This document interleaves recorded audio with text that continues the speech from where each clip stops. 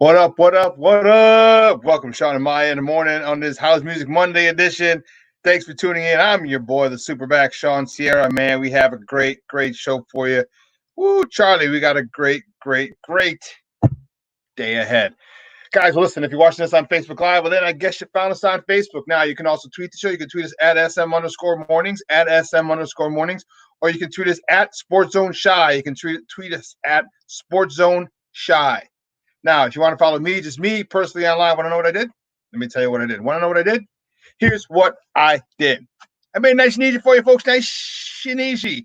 One handle for Facebook, Twitter, Instagram, Snapchat, the Snapball. All one handle at the Shawn Sierra. If you want to follow my lovely co-host, Maya Akai, you can follow her on Facebook and Twitter at the Sports Chica. If you want to follow her on Instagram, just follow her at Maya_Akai. It's AKAI.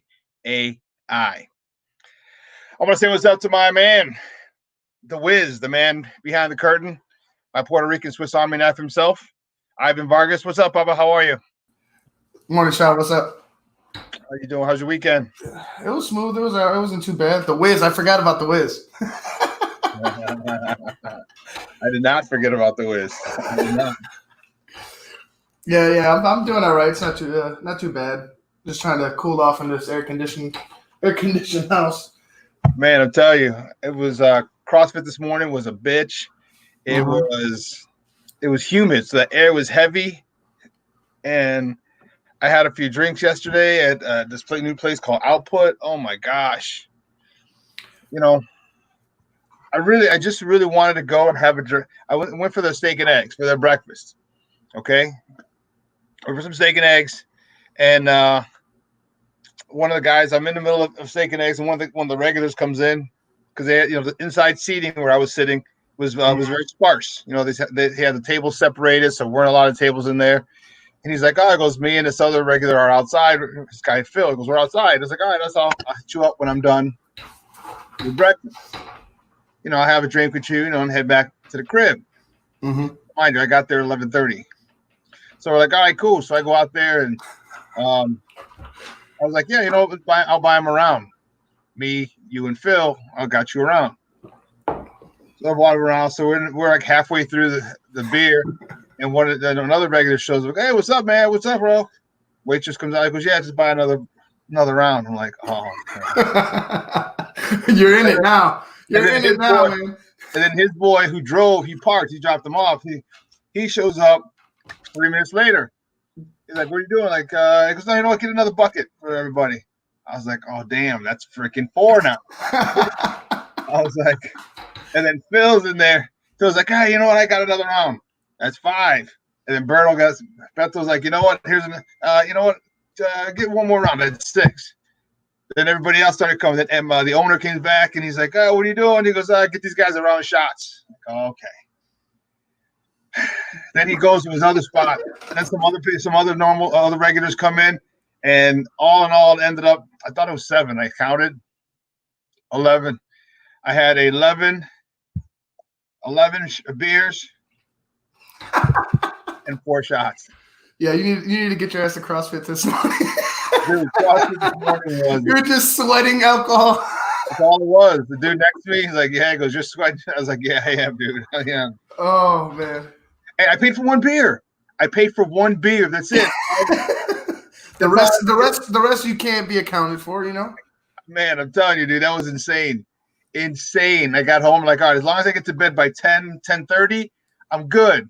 Okay. I got home, I got to bed about 10:15, because I left there at 7:30. That's a full day's of work. Full 8 hours. Hey, somebody's got to do it. I'm telling you. Somebody's got to do it. It was a full day's of work. Man, that's crazy. Well, listen, guys, we got a great show for you, but we need you to get interactive with us today. So give us a call. You know what? Don't give us a call. What I need you to do is I need you to post right here. If you're watching this on Facebook Live, then what you can do is just leave a question or comment right there on the page. And guess what? As long as it's not crazy or silly, I will post it right here. It'll come up on the screen. I'm going to get it posted on the screen. We already had one. One of the guys said, what's up? Who was that, Ivan, who said what's up? Angel, what's up, buddy? How are you? Good. Thanks for tuning in. We appreciate it. No Bears logo. No, not today. Today we got White Sox, baby. We're talking a little baseball today. Well, listen, like I said, we got a great show. So here's what we're gonna do. We're gonna talk. You know how we do. 9:30. We start early. Michael Lyle, award-winning journalist from the WTIC out in Connecticut, out in New England, calling in a big signing for the New England Patriots. And we're going to talk to Michael Lyle and get the feel, get the pulse of what's happening out there in New England now that they have a new quarterback who's probably going to start. I would say, yeah, he's going to start. That's at 9:30. Then at 10 o'clock, good friend of the program, Evan Altman, going to call in. We're going to talk a little Cubs baseball as the season draws closer. I want his take. How does he feel the Cubs are going to fare this season? I'm looking forward to talking to him. It's going to be fun. I'm looking forward to see if he would hold any judgment for players who may not want to play. All right, there's a lot going on in the NBA in basketball. Florida is one of the hot spots of the coronavirus surge for those people. But they open up early. They're like, oh, no, there's nothing wrong with this. So Florida, Texas, Arizona, all those places were like, oh, it's fine. We're good. Don't worry about it. We don't need to wear masks. It's not real. It's the government trying to control us. Blah, blah, blah, blah. Well, guess what? They're having a huge spike. Those places are having a huge spike. And one of those places is Florida. And that is where the NBA is going to restart their season down in Orlando. And some players are not happy, not going to go. So could that happen in baseball? We're going to find out. And we're going to talk to Evan Altman at 10 o'clock. Well, guys, you know how we do. The first segment of every show. It's called Top of the Morning to you. And these are the hot topics of the night before. Just some sports in general. And boy, oh boy, oh boy, do we have some news. I'm telling you. And by the way, we have some good news. And when Maya will be back on Wednesday. When Maya comes back, we'll make some announcements on Wednesday. I'm fired up about some of the stuff that we have to pass on to you. It man, got me fired up. Fired the freak up. But I digress. Guys, you know how we do the first segment of every show. It's called Top of the Morning to you. And to say, which way do we go? Which way do we go? Which way do we go? There's only one place to go with this one. Cam Newton, free agent quarterback, former MVP of the National Football League, has found a home. He has found a home in New England, which is why we're having Michael Lyle on at the bottom of the hour. Patriots reportedly reached an agreement with free agent quarterback Cam Newton yesterday, bringing the 2015 NFL MVP to the Northeast as they try to move on from Tom Brady. It's a one-year deal. Okay, it's to be worth up to $7.5 million with incentives. It's very incentive laden. Okay, it wasn't a big it's not a big contract. I'm excited about it. I'm intrigued about it. I think Cam Newton has a little bit of egg on his face for having the process being drawn out so long of him trying to find a taker. But then I think with this, now I think he's motivated. New England had a good defense the last couple of seasons. He brings an aspect that Tom Brady didn't have, and that's the running capacity. He's got to be a little more accurate with the ball, and if he is, wow, this Patriot team could be pretty freaking great. Your thoughts, Ivan? If we have 2015 Cam Newton, the Patriots will be an amazing team. But I wouldn't look past Jarrett Stidham. He's younger. He's younger. He's healthier. That's the whole thing. He's healthier than Cam Newton. We can say that because we've seen Cam go through tons of injuries. We've seen Cam get beat up, literally get beat up on the field. Some of it is because Cam is a certain type of player. He's very energetic. He could break the pocket and go for 50 yards if he wanted to on the run when he was healthy. So that's a guy that New England would hope that they'd get in a resurgence, but I don't think that's the guy they got. I think that the guy they got is not a shell of himself, but he's less of what he was in 2015. So to see a Jarrett Stidham go, to see an actual competition. Here's this question: if Cam loses, what then? If Cam loses out to Jared Stidham, what then? Like, is Cam done? Does Cam look for a trade? Does he get mad? Does he get mad because he's not starting because he's Cam Newton, or does he get, or is he cool because he lost a job straight up? Like I like Cam Newton. I like Cam Newton when he's healthy, and he hasn't been healthy in a long time. No, but he's healthy now. He's healthy again. He's all go. He's ready. He's ready to roll. Remember, he missed part of the season last year, so he's good. He's ready to go. He's told everyone he's healthy. He's shown everyone he's healthy. He's ready to go. He was just, and remember, a lot of teams had tried to or were scared away because of his former health issues. He said, I'm fine. I'm healthy now. Right. And that's the one thing. And here's the thing. Tom Brady didn't get sacked a lot. Tom Brady didn't get sacked a lot in New England. Last year. Okay. Last year that line was suspect. Last year that line was suspect. The last 2 years, I would say, the line was getting worn down. So one of two things. Now Cam either is going to have to be able to run a little more, or if they upgrade that line. Mm-hmm. One of the things that why Tom Brady is who he is because that offensive line was able to give him good protection. That front five, maybe six with the tight end, and then some help with running back staying in the block for pass pro, really kept him upright. Mm-hmm. And if they can do that and they can get back to that type of protection for Cam, I'll tell you what. Then it falls strictly on Cam, because Cam did have a proclivity to overthrow receivers, to miss receivers. Mm-hmm. And if they're going to give you that kind of time and you overthrow receivers, he will get booed out of New England in a heartbeat. Mm-hmm. And a heartbeat. So his accuracy has to improve, and he's got to have to make sure that when he does get the chance to, if he's got to get the ball, his accuracy's got to improve, period. End of story. His accuracy has to improve, because if he can, whether the ball's coming out and quickly in a 3-step drop, or it's coming in a 5-step drop, or he's making reads, you can't go from, and I know it's tough to say, I know he's going to say, I'm not trying to fill Tom Brady's footsteps, blah, blah, blah, blah, blah, but you understand where you're at.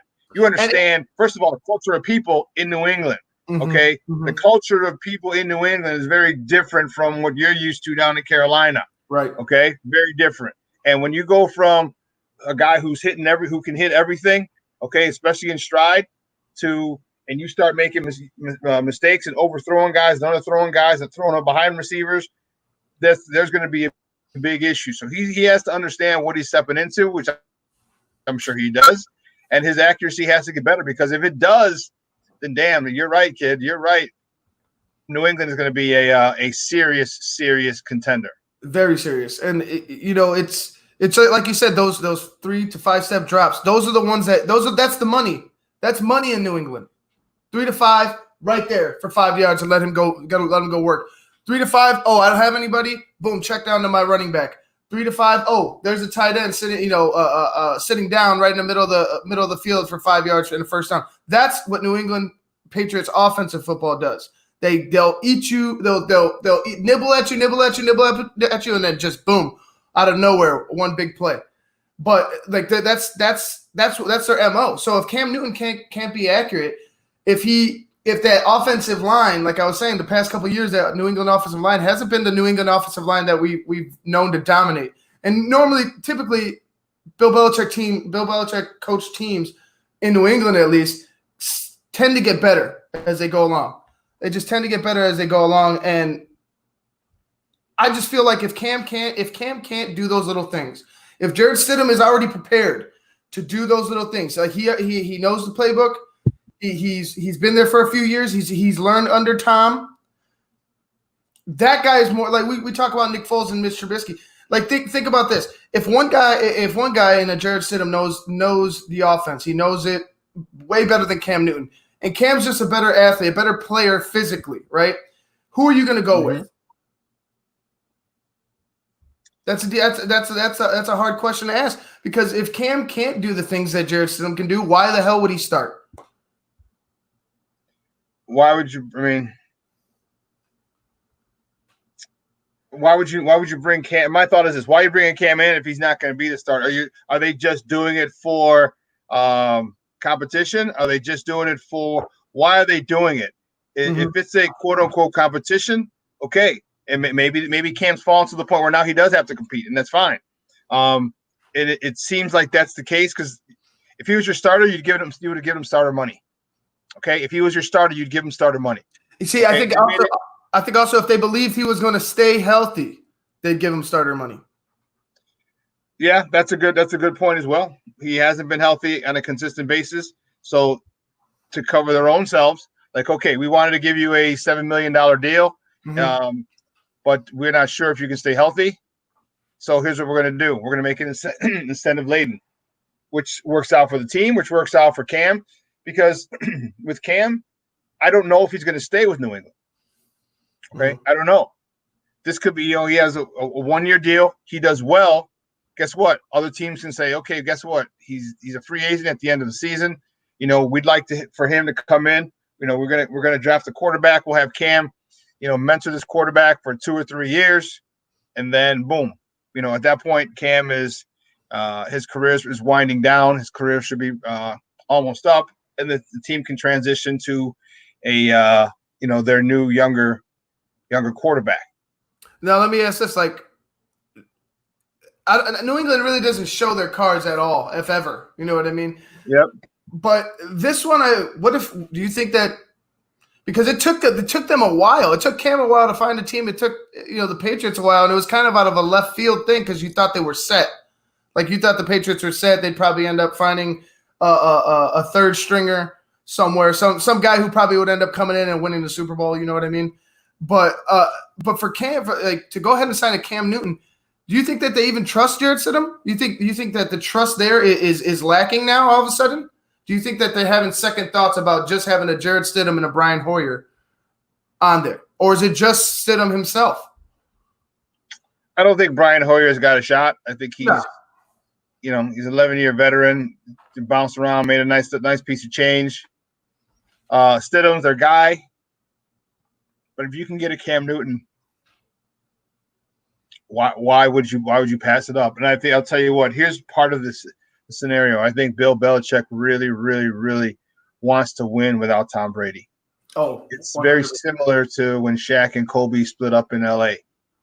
All right, they want to win. They want each of them wanted to win. And believe you me, Brady now wants to win down in Tampa Bay, and he's got a great offense, pretty good defense as well. The Patriots had a good defense.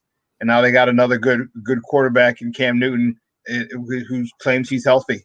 And if he is, man, he adds a dimension to the Patriots that they haven't had in 20 years. And that's a guy who can run, a guy who can move the chains with his feet, who'll keep defenses out there. You're getting a former league MVP. And about if he's anything close to his 2015, because he doesn't need to be 2015 Cam. But if he can get anything close to his 2015 Cam Newton, then this Patriots team is going to be serious contenders. And I'll tell you what, I think he's going to have he's got to get the chemistry, get the playbook down, got to get the chemistry down.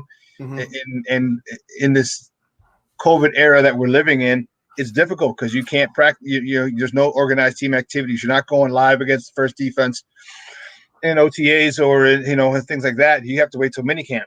If I were him, I'd be in New England already. This was news yesterday. Hop on a plane, get your ass to New England. There should be a press conference right now. What I mean? In a couple hours, there should be a press conference. Call the other quarterbacks in the room. Say, hey, listen, are you working out somewhere? If not, we need to be working out somewhere.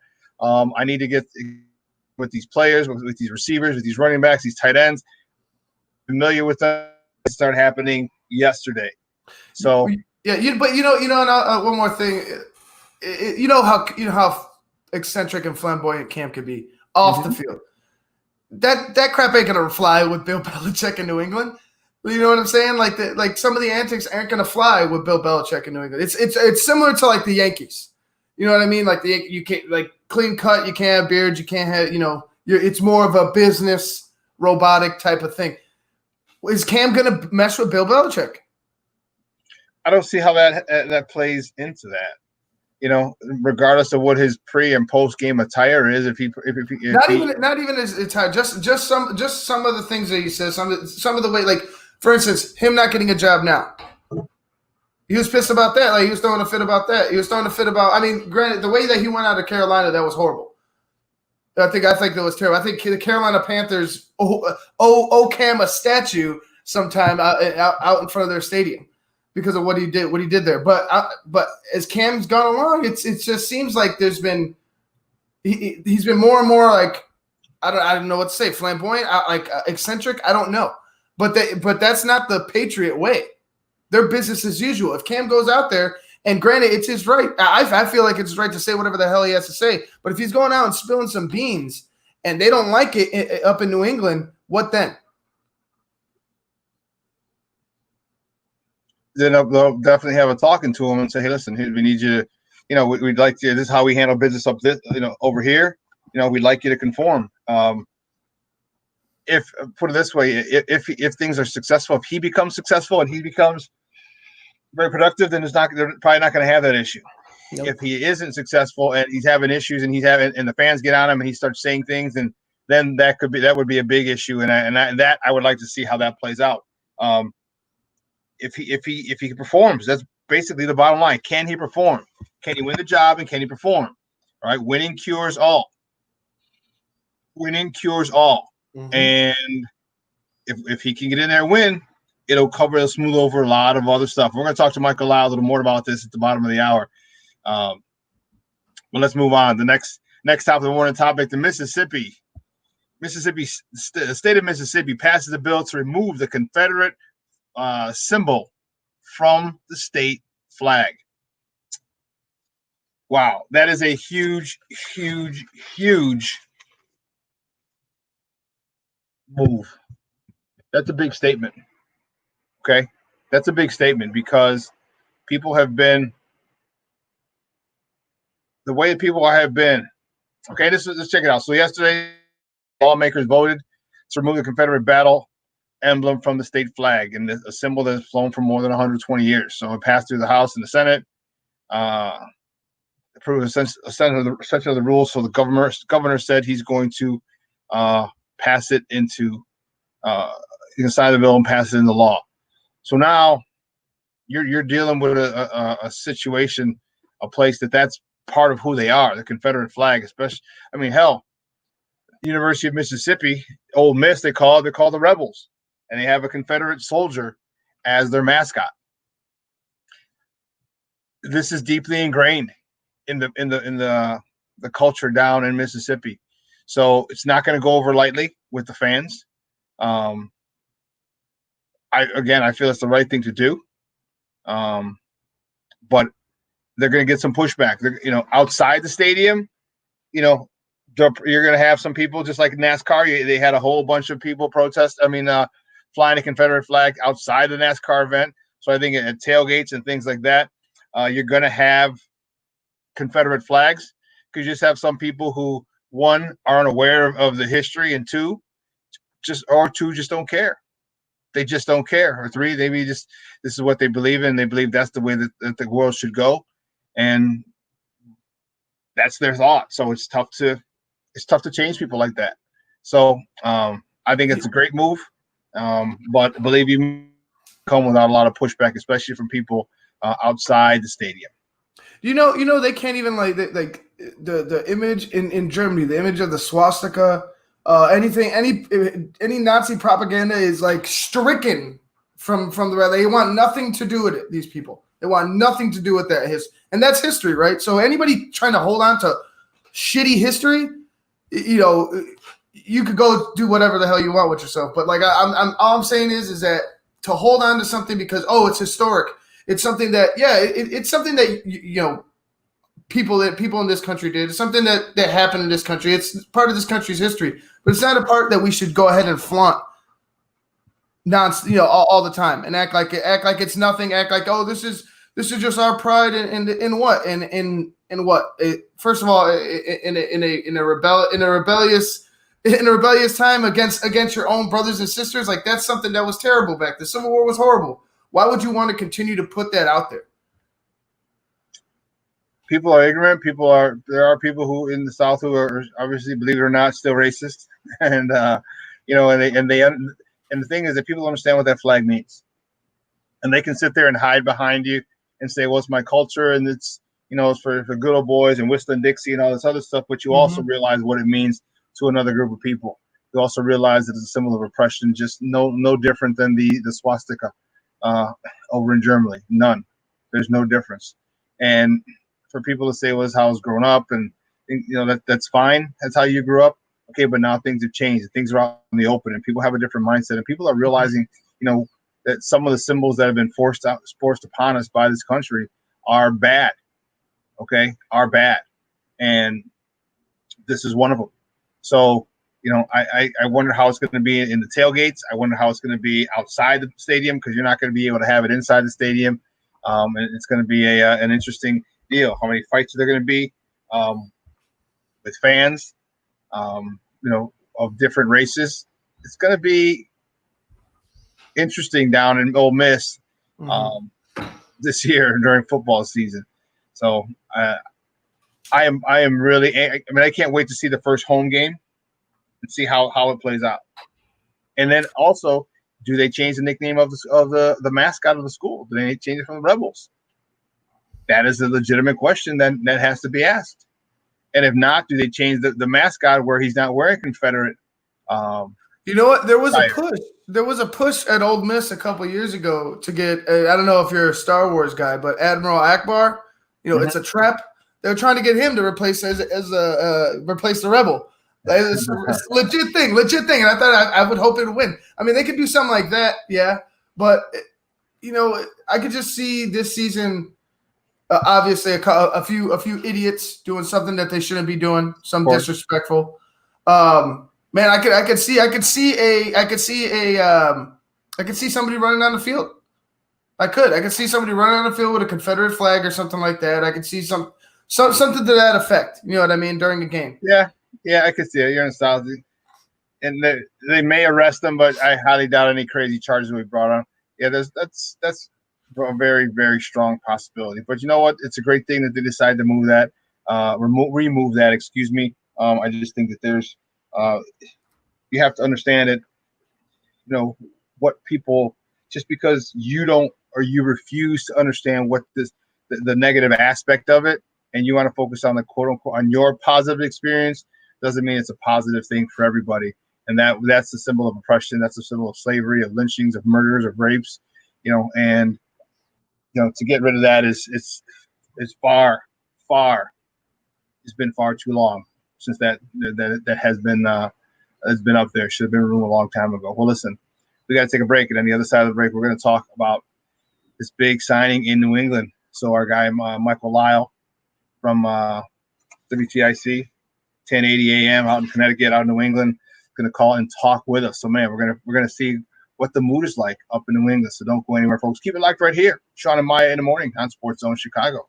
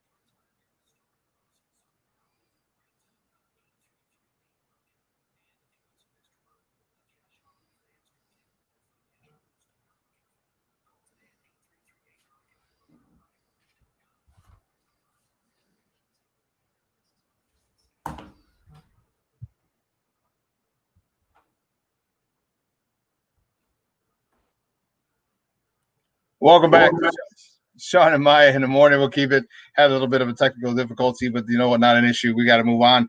Listen, so my next guest, our first guest, I should say, is a guy who's out there. He's smack dab in the middle of New England. He's a good friend of the program. He's an award-winning journalist. He's from WTIC and 1080 AM out in Connecticut.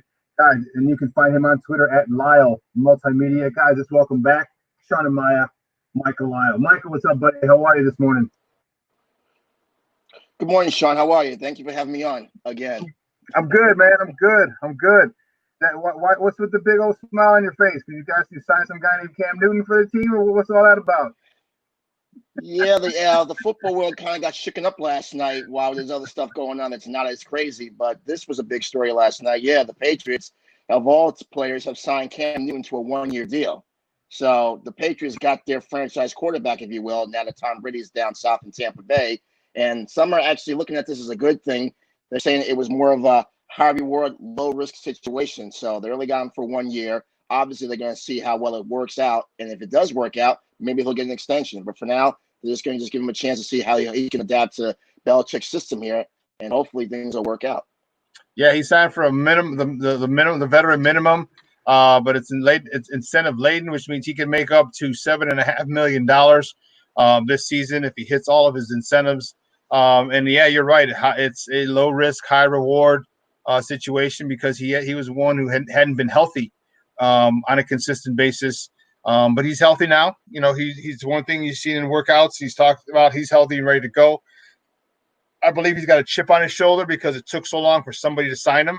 And then now the fact that the New England Patriots, the guys who've had a good defense, and they just really needed a good quarterback to come in and to make them Super Bowl contenders yet again.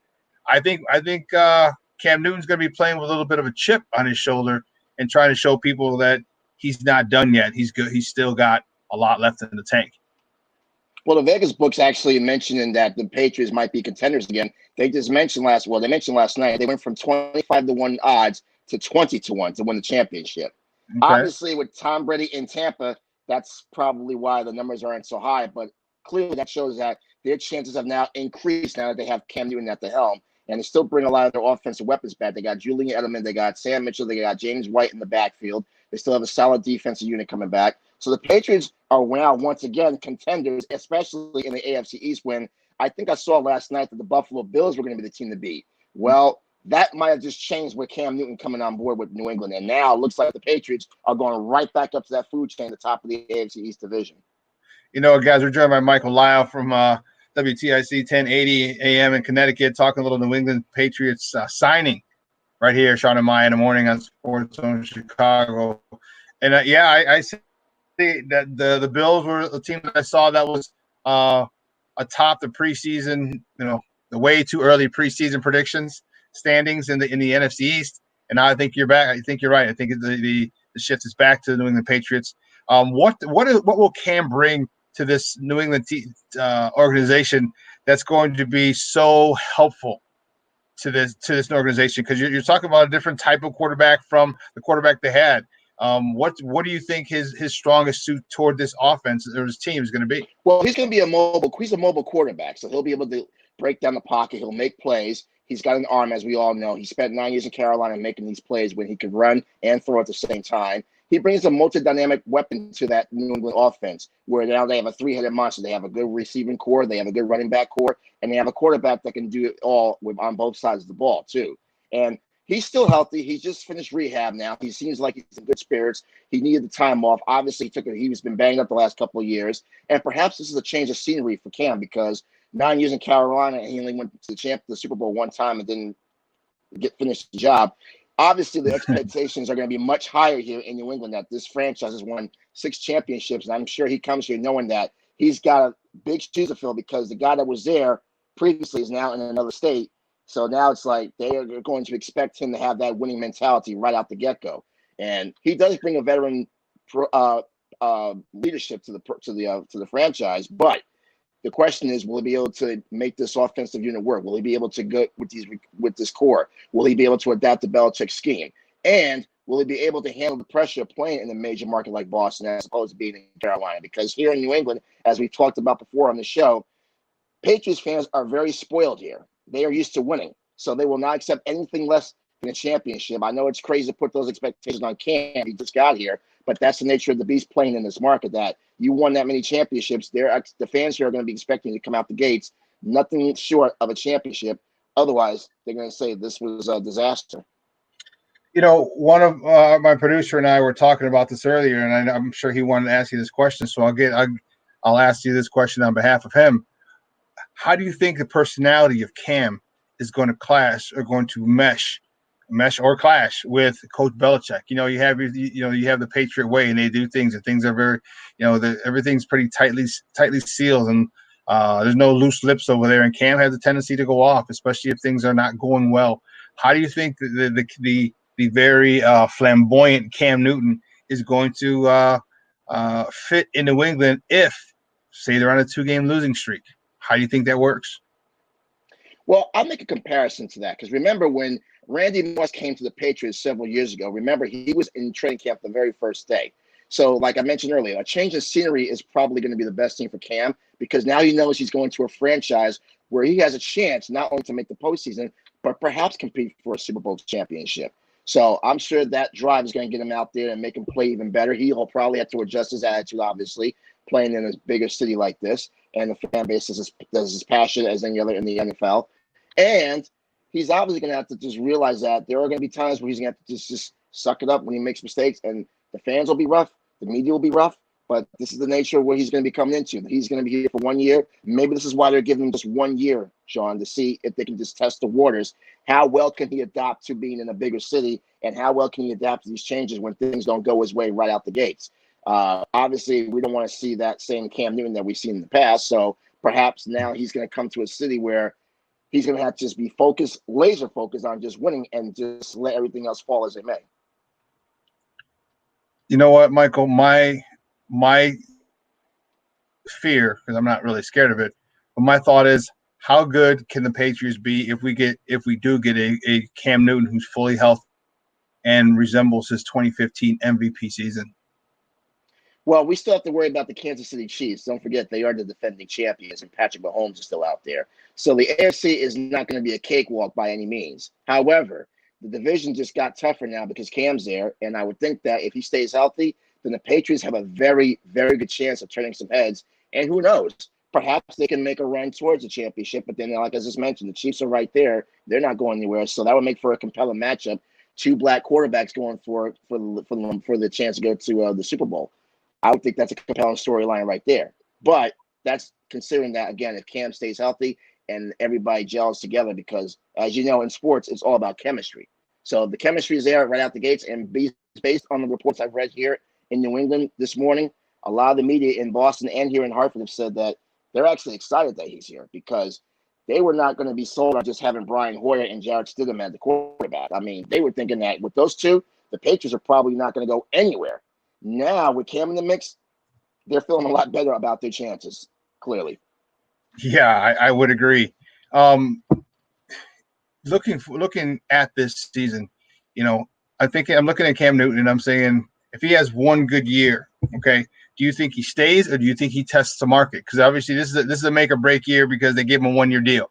Do you think he decides to leave or do you think he decides to stay if he has a productive season? Because he is 31. I'm sure. So next season he'll be 32. Again, not the worst thing in the world for a quarterback to be 31, 32. But one of the things that it was his one big facet of his skill set was his mobility. He's not as mobile as he used to be. Still mobile, still good, but that starts to decline as you get older. What do you think he does if he has a good season this year? Maybe they'll re-sign him.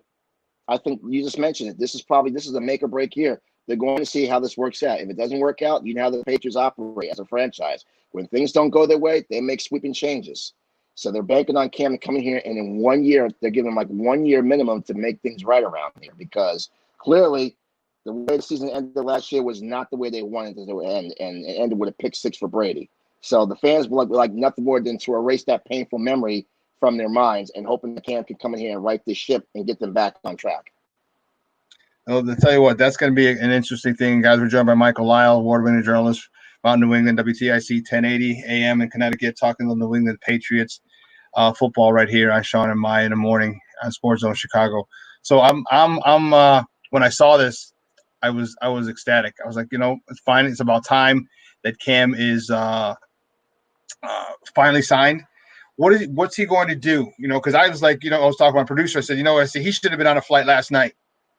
He should have been on a flight to New England. Get his physical in this morning. Got the one thing that he's got to catch up on. There were two things. One, he's got the playbook to learn, and secondly, he's got to get chemistry with this team. How difficult do you think is? I don't think it's going to be difficult if they're able to. If Cam is really into it, and based on his post on social media, it sounds like Cam is ready now. Like he wished the season would just start right now because he's excited. He's getting an opportunity to get back. Obviously, the writing was on the wall when the Panthers released him and they brought in Teddy Bridgewater. It was obviously clear that they were moving on, and Cam was going to get a job somewhere. It was just a question of where. And there was some talk before today or last night, gentlemen, floating around here that the Patriots could entertain that. Now, a lot of us were thinking, the Patriots and Cam Newton, like that didn't seem like a very sexy relationship type collaboration. But here we are talking about it this morning, and 1 year to show them what they can do. And if it does happen, and if the Patriots can come back and finish strong and make another run towards the championship, I don't see why they won't touch on Cam for another year.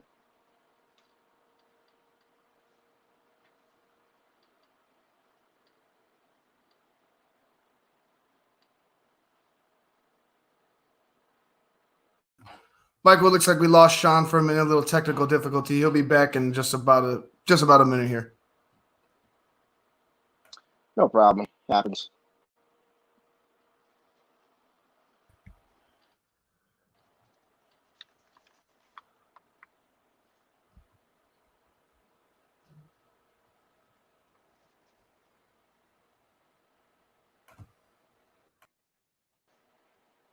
Sorry about that, Michael. We had a little bit of a technical difficulty. My bad, my friend.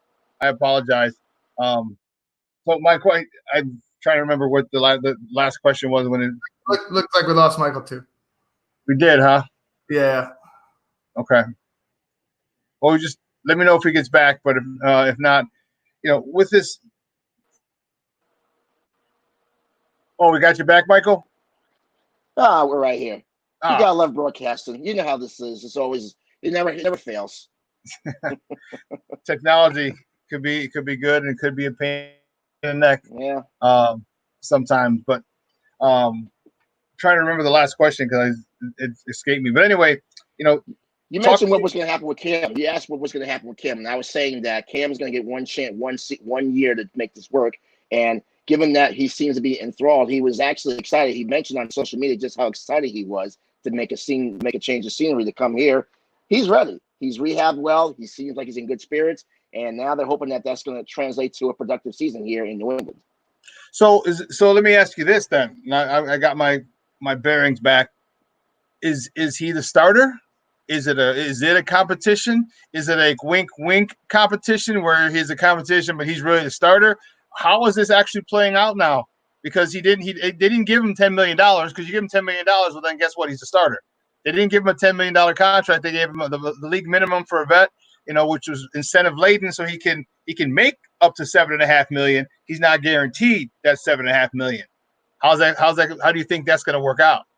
You have Jarrett Stidham and an 11-year veteran in Brian Hoyer, and then you have Cam Newton, a former NFL MVP. I mean, if you look at those three right there and you compare, it's like almost apples and oranges.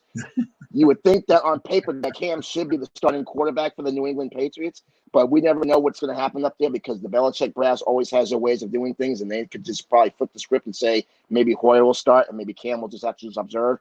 But I would think, given what's happening and the fact that he's coming up here for 1 year, I would think that Cam would get the shot to just lead the team and then perhaps see how far that goes. And if things were to go south quickly, then they wouldn't mind pulling the hook and then making sure and then getting a Hoyer or somebody else out there to take over. But I would think, looking at the stats, Cam should be your starting quarterback. I thought so too, but then again, again, you follow the money. He was only given a minimum. The league minimum for a veteran, with all these incentives. How do you think that Stidham and Hoyer are going to take this? Hoyer, I mean, let's be realistic. He's going to be a backup regardless. But Stidham was ready to take the reins. And I know, again, big shoes to fill. But if you're an athlete, you're always looking for that for an opportunity, and Stidham had it. Now it looks like he may have to fight for that, or he might not even have a chance at it. He's probably going to have to be second string. I mean, you got three, or they may have to make some changes, or somebody may have to get cut. I mean, you bring in a guy like Cam Newton. It's like, how do you not put him out there right from the get go? It's just, it just doesn't make sense that you bring him on board for that minimum. And I'm sure he'll be happy to be here. And if he makes a good impression, which it sounds like he's doing already by coming up here and already engaged with the team, then it's hard to bet against him. It's almost like he should be starting. This should not even be a question of will he start. He should be starting. Now, obviously, he's going to have to earn his stripes by showing he can work the offense here. But he's done it before. He did it for 9 years in Carolina. He's a legitimate all-star quarterback. He still has the ability to make plays. He can run. He's very athletic. He's big.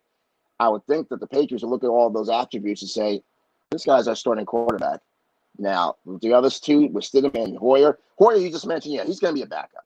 Hoyer can just about put himself in a backup position. Stidham, though, he's probably going to just earn his spot on the roster, and maybe they'll keep just a three quarterback unit. Newton, Stidham, and then Hoyer, and then that's it. With the AFC East now, let's take a look at it quickly. So you're looking at the Patriots back up top. The Buffalo Bills were the team that was just anointed. Now they got knocked down. What about the Jets and the Dolphins? Any other competition in the AFC East that could challenge this Patriot team? Well, the Jets are going to move up the chain a little bit. The Jets are getting better. Their defense has picked up over the last couple of seasons. The Dolphins still have their work cut out for them. They're still rebuilding. So I would think the top of the order would be now with Cam in the helm, Patriots first, Bills second, Jets third, and then the Dolphins fourth. That's how I look at the AFC East this year. Okay. One last question for you before we let you go, buddy. And again, I appreciate your time. Cam Newton had a proclivity to miss some very easy throws throughout his career in Carolina. And believe me, he was more than well-deserved to have that MVP in 2015. But there are on many cases before that and even after that MVP season where he would just miss wide-open receivers. How's that going to play out in New England where you had a guy who was just, for all intents and purposes, on point with almost every throw that he made? Well, that's the burden he carries coming up here. He knows that he has to be dang near flawless in his approach. He can't make mistakes. He can't make simple mistakes. He's got to make the perfect throw. He's got to look down the field. He's got to find the open receivers. He has to make heads-up plays when the pocket closes. That's what they're bringing him on board here for, guys. They want to see what he can do, and they feel like he can bring the total package of what he was doing when he was in Carolina. They expect that to transition to New England, and again, nothing less than their championship mindset is what they're looking for here. They don't want Cam Newton that's just coming here a subpar Cam Newton. They want to have a Cam Newton that's focused and laser focused right from the get-go so that he is always on point with his passes and that he can make the heads-up plays when things start to go crazy. That's what they want. He's got a football IQ and a quarterback IQ, so that's what they're expecting him to bring to this franchise.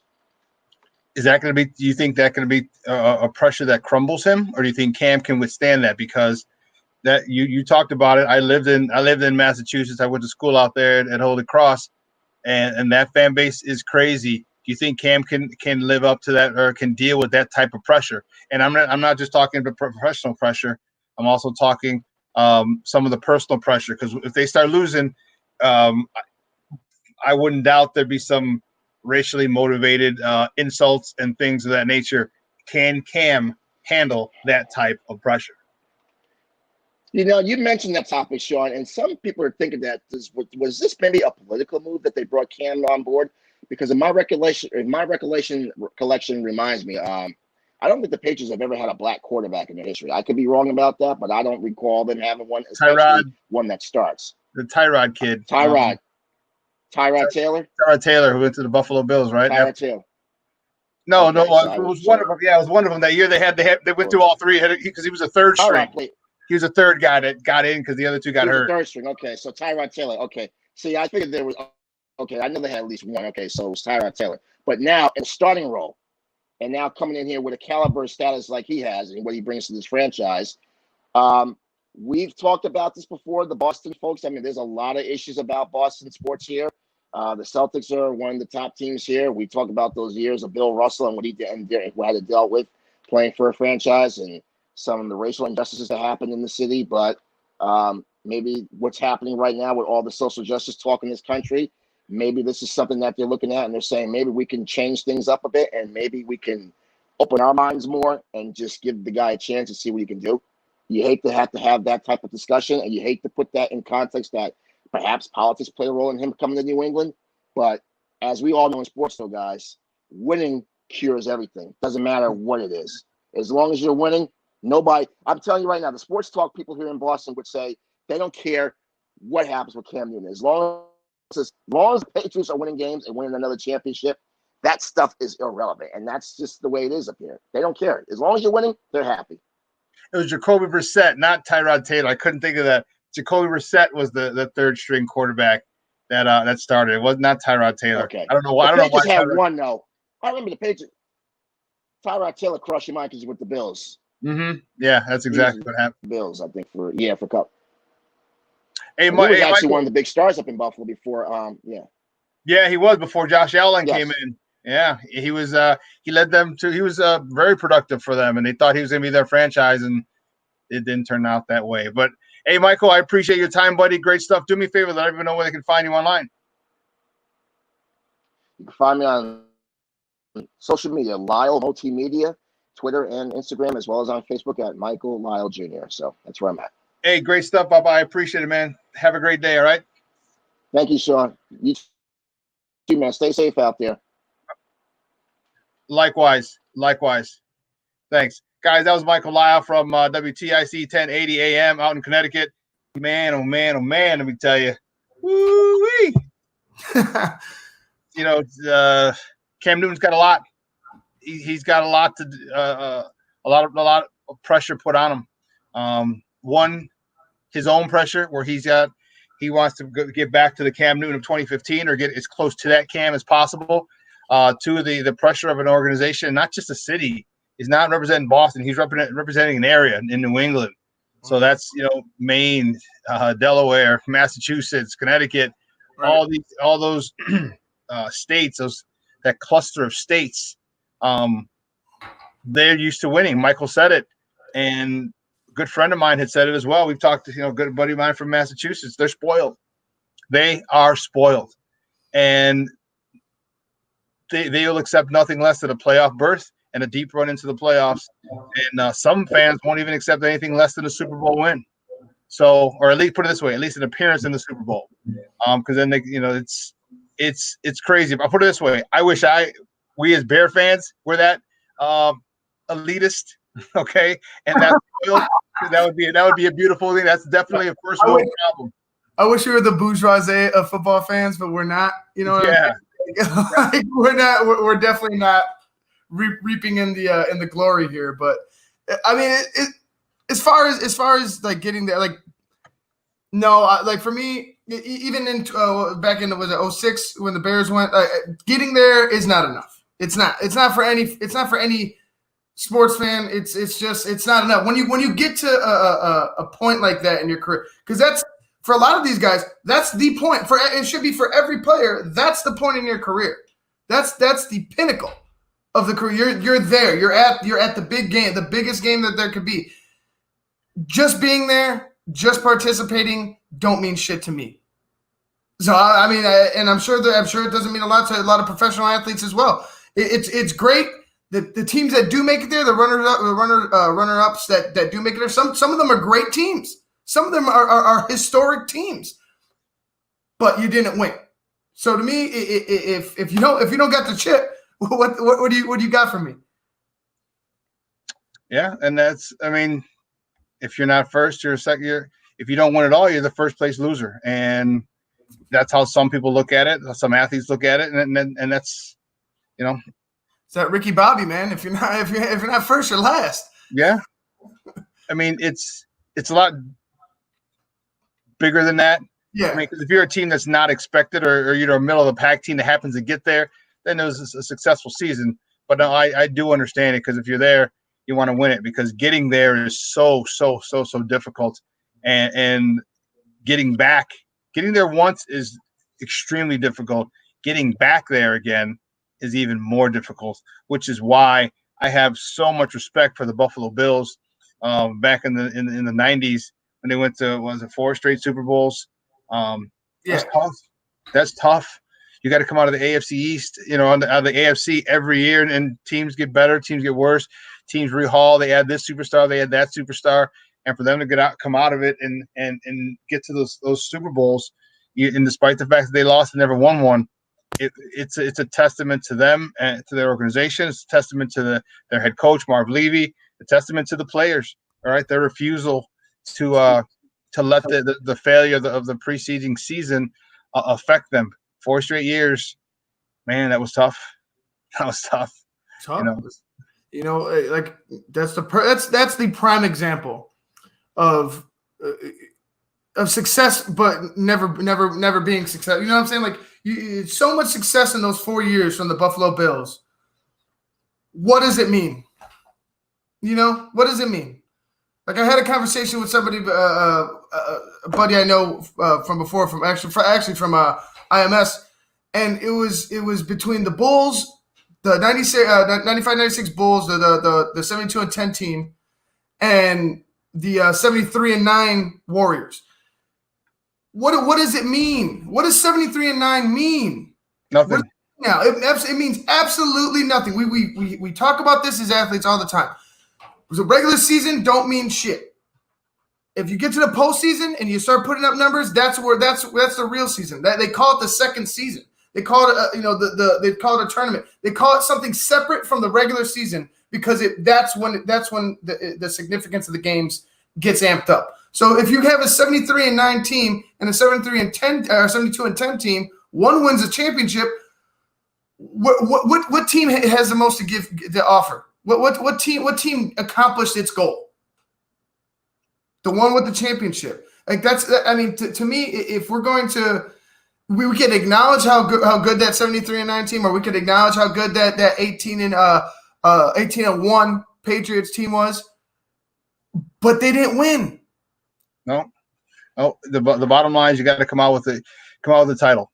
End of story. And the Bulls did it with 72-10. The Golden State Warriors did not at 73-9. So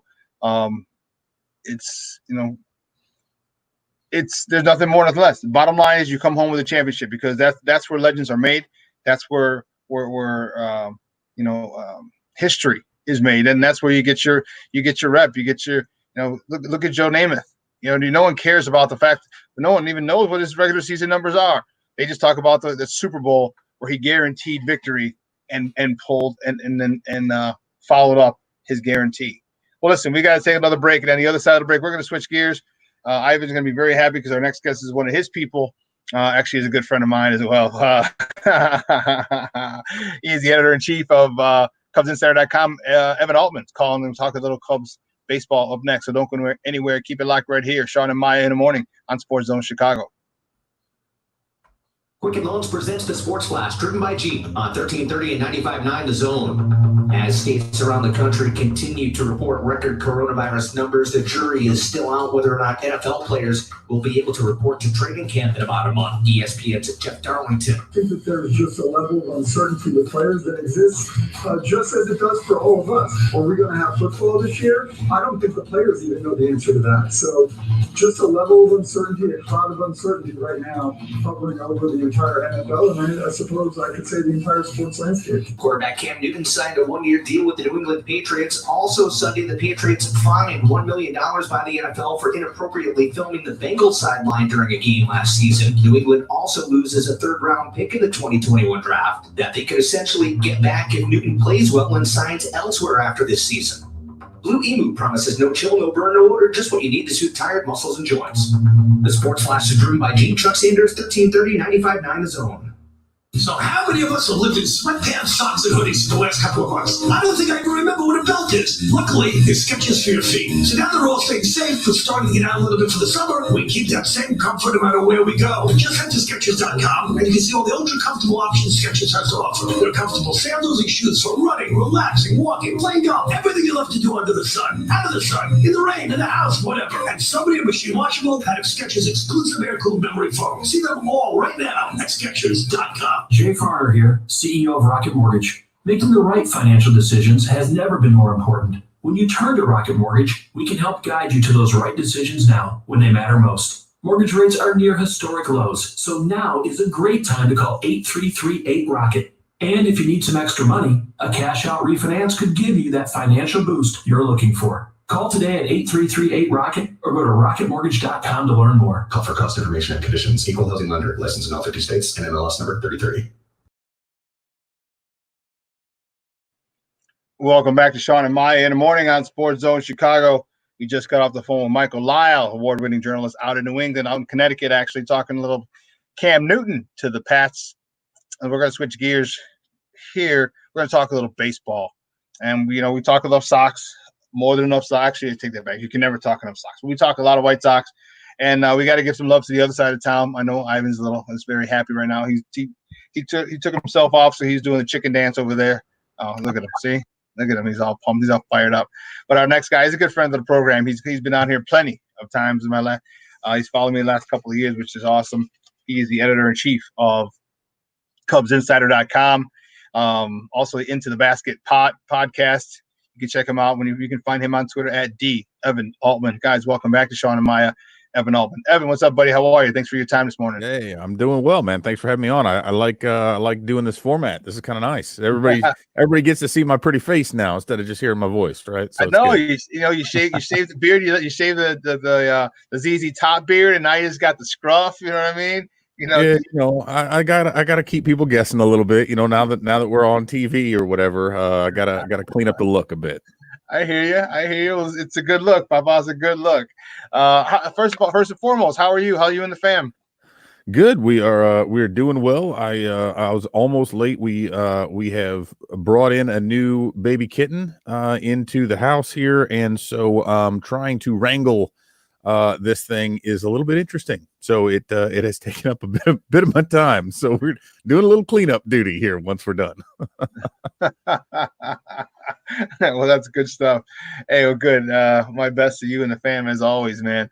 And again, thanks for hopping on. But let's talk about this, man. 60 games, Cubs Sox 4 times. You guys are playing people in your division 10 times. First and foremost, what do you like the new format, the 60-game format? I mean, it's hard to like in a baseball season that's normally 162 games. You cut that down to essentially a third, and then you sit there and you think about a team like the Nats last year. Had the season ended at 60 games, they're not even in the playoffs. They're not even close. And while I do like the fact that there is going to be baseball, we hope there's going to be baseball.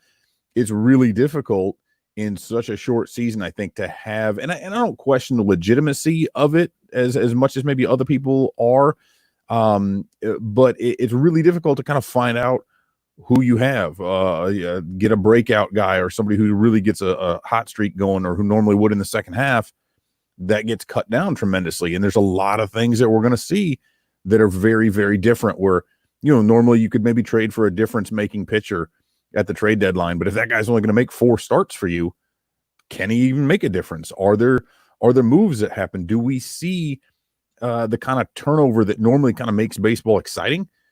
Some of that gets cut out. So I'm very interested to see how it all ends up playing out. And I'm just right now, I'm kind of crossing my fingers just to make sure things with the pandemic just kind of chill enough for them to get a season at all.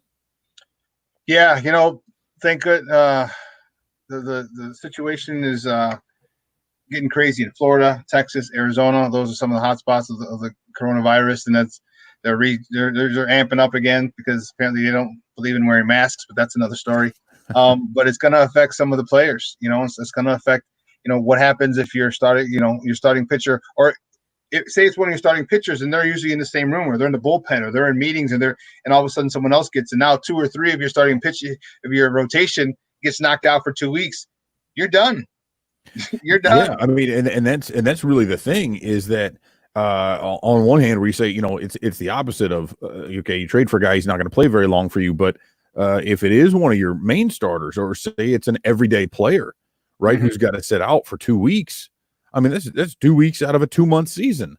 That's not just like one quick trip to the injured list and then you come back and you're good to go. Yeah. This could have some really serious effects. And then again, like you said, it's generally, I guess, probably not realistic to think that, oh, one guy will get it, no big deal. I mean, now you're talking about, well, who did he come into contact with? How did that stuff, when did they catch it? With testing and everything else that they do. So, I hope that they're all going to be taking all the best precautions possible. But I think, as anybody knows, right, and this isn't a sports thing, this is an everyday thing, it's really difficult to change behaviors that you're used to, whether you're just a normal handshake person, whether you're up there, and giving the fist bumps and getting in there with the bro hug and getting up on people. Like, that's just a normal thing that people are going to do when they greet one another. No sunflower seeds, no, you can't spit, you can't do things like that's, you've been doing that for 30 years. It's not just like, oh yeah, I know this is the rules. Like, I'm just going to stop now. Yeah, it's really tough to do. And that's not even a matter of not caring about other people or not taking it seriously. It's just very difficult to change a habitual behavior, period. And so those are the things, that you can't, and I guess at the end of the day too, baseball in its normal play is a pretty socially distant sport, but there are naturally going to be times when you got to be close together with someone. I mean, that's just the way it's going to work. And I mean, if they're playing the NBA, that's slightly, you can't be socially distant there. So, there are some risks that are going to be taken, and how those play out, we'll see. That part is not interesting. That part I'm just hopeful goes as well as possible. Guys, we're joined by Evan Altman, the editor-in-chief of CubsInsider.com, talking a little Cubs baseball right here. And Shawn and Maya in the morning on Sports Zone Chicago. So let's get down to it. The Cubs, give me your thoughts on their chances. They have I'd say 3 legit starters in Yu Darvish, the professor, Jose Quintana. The majority of the core of this team has won a World Series, so this is nothing. There's nothing. There's not a lot of pressure. There's not the pressure on them that another team may have. They're used to fighting. You saw how they won the World Series back in 16. So they're used to adverse situations. How well do you think this team's going to do staying healthy, of course, because that's obviously the biggest caveat in this, either physically, from playing or from COVID. If they can avoid that and stay healthy, how well do you think this team can do? Because that NL Central is pretty stacked. It is, and that's, I think, probably the thing that hurts them more than anything else, is that it is a really tough division up at the top half, or not even the top half, is it the top 80%, really, because other than Pittsburgh, you're talking about 4 teams with the Cincinnati got significantly better, and the Brewers and Cardinals aren't going away. So you've got 4 teams, I think, that have pretty even odds, and having to spend 30 of your games against those 3 other teams, that's half your season. Yeah. And then you look over, they're going to be playing the AL Central. The White Sox got significantly better. The Twins are very good. The Indians aren't terrible. You have 2 bad teams. You have Detroit and Kansas City, but by and large, the Cubs have a really tough to medium group of opponents they've got to play. Now, what I think helps them tremendously is, like you said, they have a lot of veteran leadership. They've got a lot of guys who know the league, who understand what it needs to take, and they know one another. So you don't have as much of that acclimation. That's where I think, I'm not here to talk White Sox, but I do think it maybe becomes a little bit more difficult when you have a guy like, they brought in Yasmani Grandal. He's going to be very helpful, I think, to their pitching staff. But does it take him a little while to establish rapport with some young pitchers? The Cubs don't have that issue. They can bring some guys in there. David Ross, even though he's a rookie manager, very familiar with all the players, very familiar with all the other teams because of his time at ESPN. He's seen behind the scenes of some of these places and gotten to know maybe some of the players, some of the coaches, how they think, how they react. And so I do believe that kind of letting those guys like John Lester, a little bit older, but he also doesn't have to hold anything back. Normally this guy's saying, well, I got to try to make 30 starts and get to 200 innings. I can't go, 110% right out of the gate. Well, that changes in a situation like this. So again, not having Joe Madden there, a guy who was really relaxed, who typically would kind of be laid back very early on, I think they go for it. They put the foot down on the gas right out of the gate. And I think this is very, very helpful to them. Now, how does that play out? I don't know, but I do think they have a little bit of an advantage over maybe some of the other teams out there. So then my question, I'm glad you brought that up, the pitching. How do you think they're gonna deal with that rotation, because you're not going to have your starters, especially in the beginning, go 7 and 8 innings. Do the Cubs have enough middle relief? Do they have enough weapons in the arsenal where you can say, okay, well, you go 4 or 5, or you go 4, and then another guy goes 3 or 4, and then we bring in a closer? Or do they have enough arms? Because again, you can't put these guys out there who haven't been throwing and expect them to go 7 or 8 innings to start this short season. Yeah, I mean, I think that's where it's really helpful, especially right out of the top, where they're going to have the 30-man rosters. They're going to be able to have 16 pitchers in there. And I think you have, we saw right there closing in at camp, it looked like Tyler Chatwood had that 5th spot pretty well locked in, although I'd been advocating for Alec Mills. But I think you do now have essentially a 6-man rotation, or you can piggyback a few of those guys. Mills can take over some time if he needs to. However you need to mix and match some of that stuff, they'll have some of those extra arms in there. I think you get a couple guys who can maybe throw multiple innings, who can come in that sort of middle relief area. They've got Adbert Alzolay, who was he's named to the taxi squad roster right out of the gate, which is actually kind of interesting. I mean, I figured he would be, to be kept there to kind of continue to stretch out a little bit and stay in kind of that starter's role. But they have a few other guys in there who can, again, work those multiple innings. And they're gonna have to, yeah, because like you said, you go maybe 5 to 6 innings, and not all these guys are the most efficient, right? Kyle Hendricks is not known for going 8, 9 innings. He can, and he has certainly, but he's not always a guy who goes deep into games. Yu Darvish, while he did kind of tighten things up and really limited the walks late in the season, has also been a guy who runs up that pitch count. He's a strikeout pitcher, and what you see from those guys is that they typically don't go 7, 8, 9 innings, because they are running up that pitch count with the strikes and they're kind of working around the zone. Quintana tends to nibble. He does usually put up really solid innings numbers, but he's also, he's not that difference maker kind of a guy. So he's not a sprinter, right? He's more of a distance runner. Mm-hmm. And so you do kind of wonder about some of these guys, how does that play? But I think the Cubs will be able to they have a bunch of hard throwing guys coming out of the bullpen. That's a different kind of a makeup from what they've had before. So if they can lean on it, and these are young guys, they got a lot of young, like Bradwick and Rowanwick, some of the guys they pulled up recently who can really fire it. If they can put that together and trust that bullpen, and if Craig Kimbrell can throw pretty well, I think that's something they can easily turn it over to him and kind of maybe cross their fingers a little bit and hope that the relievers can kind of carry their weight. Guys, we're talking with Evan Altman from CubsInsider.com right here, Shawn and Maya in the morning on Sports Zone Chicago. Let's talk about the offense. These guys, you have a bunch of guys in here who can really, really carry a team. You got Baez, obviously. You have Bryant, obviously. You have Schwarber we have Rizzo when he gets in the groove. Jay Hay, I don't know if he can carry a team, but he can definitely contribute big time to a team. How important is it for this team to get off to a fast start? Because if they can do that, I see this team being a serious contender. Remember, it's just a sprint now. You talked about being a marathon pitcher, like looking down. This is a sprint, and you got to get out of the blocks fast. You can't win it at the start, but you can damn sure lose it at the start. You absolutely can. I mean, that is, even though this was the plan heading into the season, had things remained the same, I think the idea of putting Chris Bryant and Anthony Rizzo at the top of the lineup is absolutely what this team is going to want to do. And they say, hey, we only have a limited opportunity at this point. 60 games, that's 2 months.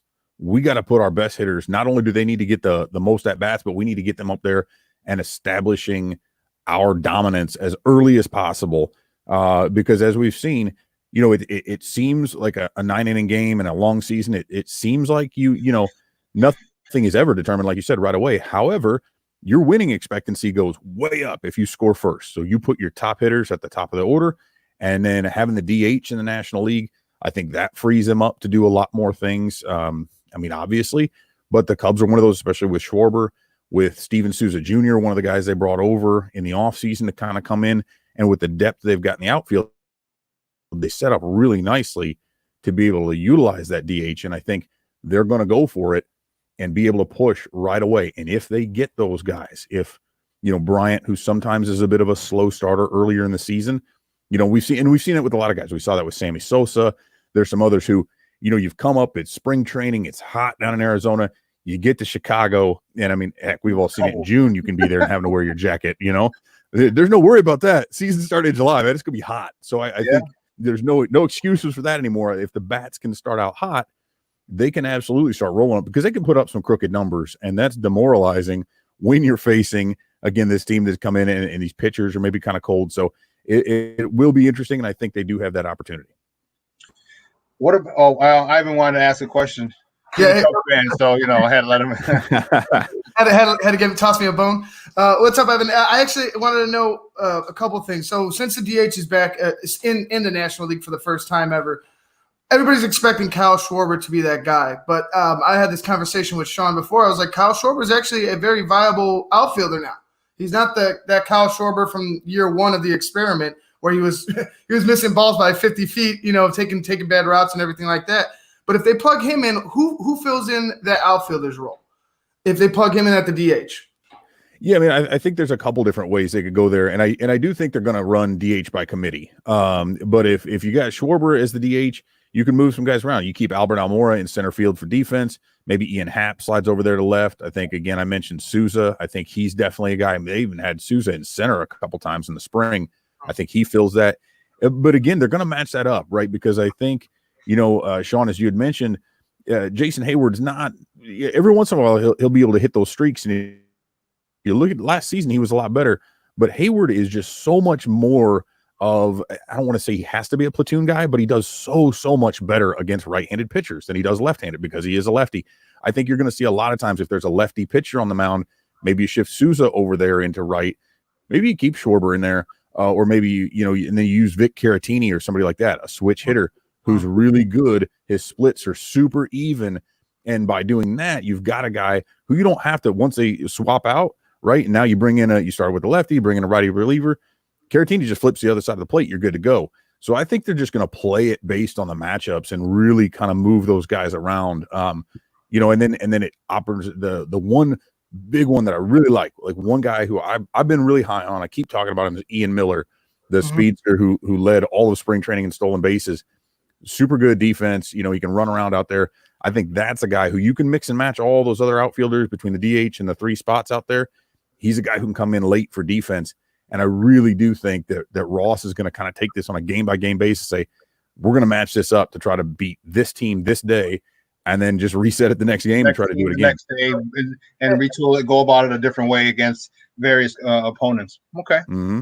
And my last question. So that obviously solved the outfielding problem with the DH being added, because I remember at the beginning of the season, the two position battles were center field and second base. So with the DH being added, you could kind of just, like you said, you could just mix and match whoever plays in the outfield in for Schwarber, or they could come in for Schwarber, or Caratini could come in for in the DH. But that second base spot is a little trickier because I remember you had two veterans in Descalso and in I forget his name. Kipnis, thank you. And then you had Nico Horner, and everybody was talking about how Nico Horner that people were pushing for him to go back down so he could get some reps and then come back later in the season and just go with the two veterans and see how they play out. But with that, with the Corona and everything like that, what do they do at second base? Do they try to keep Nico Horner? Do they try to stay with a veteran? I know I'm sure he's not going to get sent down because there's nowhere to go. But where do they go at second base? Who fills in that second base hole? Yeah, I mean, I think there's a few things we're going to see. And I was interested to see that Descalso had actually made the 60-man, or they only named 50 players to it, but had made the roster. I really had thought that, hey, in this short season, we're just going to move on from this guy because we do have to have Horner up here. That was my thought, and that could still be the case, right? They could still make some moves, but I do think you've got Horner as now that primary. Whether I don't know that he's the everyday second baseman, but now he's your primary backstop or backup to Javi Baez at shortstop. He's really the only other guy on that roster. And they didn't have put Hernan Perez up there, which was really surprising to me as well, because he's another guy who could play all over. You figure, hey, who knows what's going to happen between injuries and illnesses? We need to have as much versatility as possible. But I think they also want that youth. They want a guy like Horner who can move. And don't forget, David Bodie's got to get a bunch of time too. And he's another guy who can move over. So I think second base is going to be one of those revolving doors. I do think they're going to look at it. If I would still be surprised if Descalso is there during the regular season. And at that point, I think you see more of because Kipnis is a lefty bat, you've got Horner as a right-handed batter. I think you see those guys in something of a platoon just to kind of, again, keep that veteran and keep the young guy, and then also have Horner as that backup just in case something happens with Javi. Cool. That sounds good to me. Good. Let's see if it works out that way now. Hey, guys, we're joined by Evan Altman from CubsInsider.com, talking Cubs baseball right here on Shawn and Maya in the morning on Sports Zone Chicago. So here's a question I want to ask you that I think is going to work really well on the south side, and I want to see your thoughts if it can work on the north side, and that's small ball. You have enough guys in there with enough speed. You have a Chris Bryant who can run. You have a Javi Baez who can run. You have a Wilson Contreras who can run. You have a Rizzo who lost a little bit of weight. Mm-hmm. He's looking ripped. I was like, who can run? Hayward can can motor. Hap can motors. So you have guys who can run, who can torch the base pass. Well, not necessarily torch, but who can run the base pass pretty well. How much do you think small ball is going to be involved in the Cubs repertoire, especially in extra innings where you start with a man on second? Bunt that thing right at the third base and make him make the play, get that guy over. Now you got to run around third and one out, to bring in a possible winning run. Do you think that's a route that the Cubs are going to take? Because we know that Schwarber and Baez and Bryant and Contreras can knock 30 out. Well, okay, say 10 to 15 homers in this abbreviated season. But if you have to start worrying about them running the base paths too, that could be. And teams, there's the minimum string training. Not a lot of teams are stealing bases, which means there's not a lot of things you work on with catchers in the offseason or in spring training. That could put a lot of pressure on these teams. And when in such a short game where every single game matters, how likely do you think they're going to incorporate a small ball, not as their main weapon, but as one that's as a force for this Cubs team? Yeah, I mean, I think if you look at a few different things and we look at trends that kind of took place over Joe Madden's 5 years there, and that's, early on, the Cubs' hallmark was speed, and I mean it was a little bit of everything. The power was always there, but certainly they were out there trying to get those extra bases. They were very fundamentally sound with the things that they would do defensively, and we saw some of that kind of fall off. And I don't want to pin that on any one person or anything, but we've heard a lot of different reports that were just a little bit more lackadaisical with things. They kind of just expected things to work out, and that's just not going to fly. They left too many runners stranded on the bases. They weren't advancing guys over. They weren't getting runners home from second base. In a 60-game season, you cannot leave runs on the bases.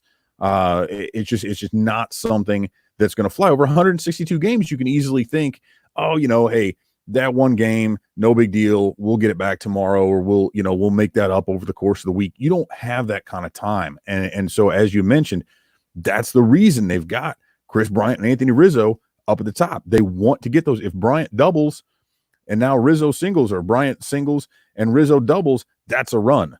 Bryant can fly around the bases. As I mentioned earlier, there's another guy, Ian Miller. There's a reason they brought him in. The Cubs, if you look consistently over the last few years, their aggregate stolen base numbers have just kind of crept down. They've been down, toward the bottom of the league. And we're seeing it in general, stolen bases are down. But when you look at a guy like that, and I've talked to him a couple of times, interviewed him on my show, got a really good interview with him. That's a guy who's a little bit more layoff proof, because what we talk, like some of these guys, they're able to get in some tee work. Maybe they're able to get in some work against some live pitching, and they'll have an abbreviated summer, but speed is going to be speed regardless. It may take some of these guys a while to get back into a groove. If you can mess with a pitcher, if you can lay down a bunt, beat that out, and now you've stolen second base, you're in this guy's head. Now a single scores a run. You swap that guy out, put him on second base in extra innings, single scores a run. So yeah, I mean, I think whether we're looking at it in terms of, the 15 Kansas City Royals and earlier when they were bunting all over the place, and really that was a huge hallmark of that team. I don't think we see anything like that come back around, but I do think you see the Cubs, the Sox, other teams looking to try to take advantage of those little things that perhaps they either forgot about, or that maybe aren't viewed as important in a longer season. This one, again, every run is going to matter. You got to scratch those things out no matter how you can get them. And I think you're right, man. I would love to see that, because what's going to happen is you talked about getting inside a pitcher's head. and that's going to lead to a lot of mistakes by some pitchers, especially some younger pitchers, even some veterans. Let's keep it real. And with both lineups on each side of town, there's more than enough guys who could take you yard if you're not focused solely on that batter, and you leave a hanging curveball, in a Baez and a Rizzo and a Bryant, a Contreras and a Hayward. Those guys in a Schwarber, we know that's going to be on Waveland or on Sheffield at some point. So when you start messing with a pitcher's mind because he's on base, I think it's very I think it's imperative that both teams in this town make that a priority, because it's not worked on. Small ball defense is not worked on by teams nowadays, because everyone they dig the long ball and they worry about the home runs. But if you can stress not only that, you got to pick up the ball if you're the catcher. Then you got to make a good throw to the first baseman. He's got to catch it. If it's over, now the right fielder's got to come over and back it up, because if he doesn't get there quick enough, this guy can go from first to third. Now you got to get, there's so many different things that you stress, and because of the fact that they don't. Baseball, not just the Cubs or anyone, baseball in general doesn't focus on small ball defense. It could be very, very helpful now to teams with speed and in getting them farther, because short 60 games, that could be that one or two games could be the difference between you making the playoffs and you not. And yeah, I mean, and we even saw, so if you go back to the Cubs in 18, right? So they ended up making the playoffs barely, but they were ahead of the division. And with one game to go, then they lose their last game. They tie with the Brewers. They've got to play game 163. They lose that. They've got to go to the wild card. They lose that. One run. Say a game went to extra innings. You score one more run in the ninth inning in that season, you host a division series rather than being bounced in the wild card. Yep. So and that's over 163 games. Now you cut out 100 of those games, and you say, like, think about that. This one play. You get a leadoff double, that guy's got to score. You get a man on base to start an inning, he has to score. And how do you do that? Be aggressive. Force the other. Don't let things happen. Force them to, because it's almost a little league mentality, right? Where, like, my son's playing little league, that ball goes to the backstop, you're running like every time because you're forcing them to make a play. And now we can't count on that in the majors as much as, like, okay, you do that, he throws down a second, he overthrows it, now you're coming around, they overthrow it again, 3 years, you score a run. But with, again, this abbreviated summer training after a long time off, you need to force that pitcher and that defense to make those plays, make them beat you. And more often than not, if you press hard enough, that other team's going to break. Something's going to happen. You're going to make, when you have dynamic players like that, like a Javi Baez, who can get out there and just do things that other people can't. And then that gets in their heads. You got guys thrown over to first base when he hasn't even let off. He's still standing there. They're thrown over to base. Like, you're in his head, man. And he knows it at that point. Everybody knows it. And then, then things kind of snowball from there. So yeah, I think it is absolutely in their best interest to push the envelope a little bit and to do maybe some things that are a bit more aggressive than what they typically would. And I think that's going to be, not only will that work out well, but it's a hell of a lot more fun to watch as fans, right? Like the stolen bases. I mean, growing up, watching guys like Ricky Henderson, and seeing that Vince Coleman, you're seeing some stuff happen. Lonnie Smith, those guys. Yeah, and you knew, like, over 100 stolen bases, like, they were gonna go. And hey, did you forget about all the times you got thrown out, right? Because they didn't steal every base, but they were making things happen. And so we won't get a return to the 80s or anything like that with this season. But I do think that we're going to see a brand of baseball that's at least a little bit different from maybe what we're used to of late. Last question. I know we kept you on long, but man, we had good conversation, and they're always giving me flack about not getting Cubs coverage. I'm like, if I'm getting Cubs coverage, I'm going to get it from my guy. First year manager, David Ross, his approach. What do you think his approach is going to be? Because what if he decides to say, you know what, we're going to run, and we're going to go back to the 80s. We're going to put the pressure on defenses. And now that's another thing you have to worry about as an opposing team. Like, damn, this team likes to run all the time. When you haven't done it, and most teams haven't done it consistently, or players, catchers, and second baseman, shortstops haven't done it consistently over the last, 6 to 8 years of playing in the bigs and in the minors, because it's not done. Stolen bases isn't done, so covering and all these other things aren't done. Could that be a weapon that he decides? And what if he decides to change it up and say, we're going to do that? But more importantly, here's the main question I have: your thoughts on him. Has he approached this season because it's only 60 games? Does he change his philosophy? I mean, we don't even know what his philosophy is because this is his first time managing, but I'm sure we have an idea. How do you see David Ross approaching the season? Because if the Cubs start off good, we talked about they can make a run because it's very simple or very easy for any of those four teams to start off with a bad week and a half, and then you're done. And all of a sudden you start off with a good week and a half or 2 weeks, and now you because it's so short, you can you're in the driver's seat. How do you think David Ross is gonna attack this season? First, because it's his first season as a manager, but secondly, because of the unusual circumstance. Yeah, I mean, I think this actually works out really well, and I wrote about him actually possibly being an advantage as a rookie manager this season. Partially because we saw this early in spring.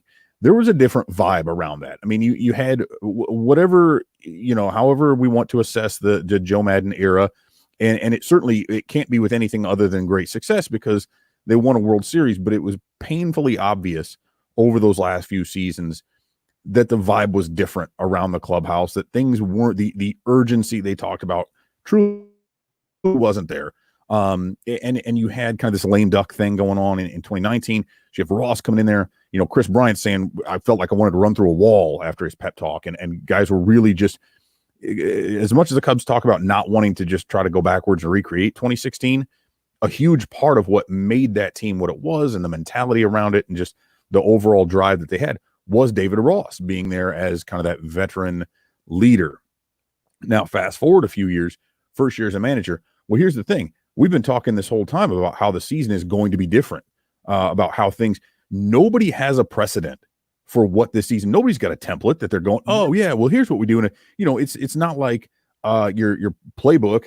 Like I think football is certainly more so than baseball. You say, okay, well, yeah, actually it's 3rd and 3. Well, here's what we're doing. Right. And you already have your plays made out for that. Baseball doesn't have that. You can't say, oh, well, in an 80 game season, we'd have done this. In a 60. No, nobody knows. So you don't have, if a guy is kind of set in his philosophy, and is maybe a Joe Madden, who's maybe a little bit more laid back, whatever, he's got to shift his philosophy now for this season. Ross doesn't have one.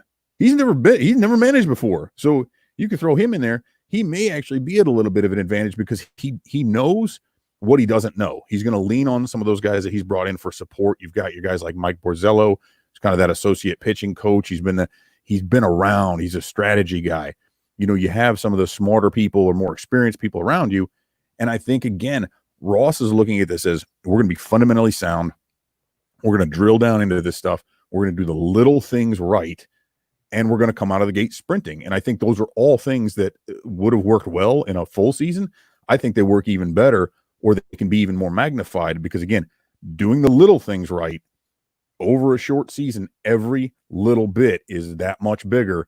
And I think, again, the Cubs are going to look like a stronger team under him, and they're going to come out, and it's okay. You can come out sprinting. You don't need to worry about getting tired. If you went out 110%, you don't need to worry about the second half and the dog days. There are none. You can go for 2 months, man. You can do that. So I do think that that's going to be beneficial. And as I think I mentioned briefly, this is a guy who's been working in television the last 2 years, getting behind the scenes, being in other clubhouses, seeing how other teams who are successful and maybe those who aren't very successful, how they operate, how they think, what are they doing? And I think he's able to take some of that stuff and incorporate that into his own development of his style. And so, I think that'll be very, very helpful to him in his first go-round. One of my former coaching colleagues told me this. He got it from one of his coaches. He said, if you do take care of all little things, there are no big things. Mm-hmm. So, hey, Evan, great stuff, man. Great stuff. I know Ivan's happy. He has some Cubs coverage, but always I'm happy. That was always good to talk to you, buddy. Do me a favor, let everyone know where they can find you and your stuff on your work online. Well, so hopefully they're following the crawl on the bottom, but yeah, you can check me out on Twitter at @DEvanAltman. You can go to CubsInsider.com. You can see that, and we've also got, actually, we use this same platform, StreamYard, for a show that we do 3 times a week called The Rant.